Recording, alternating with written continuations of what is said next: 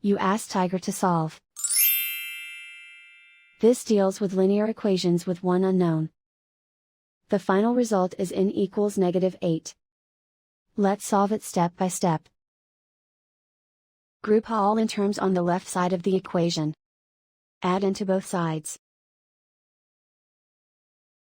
Group like terms.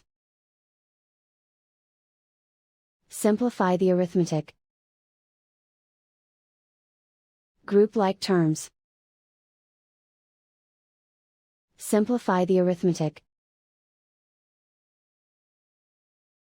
Group all constants on the right side of the equation. Subtract 2 from both sides. Simplify the arithmetic.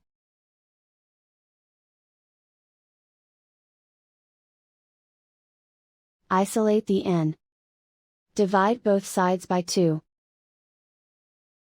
Simplify the fraction. Find the greatest common factor of the numerator and denominator. Factor out and cancel the greatest common factor.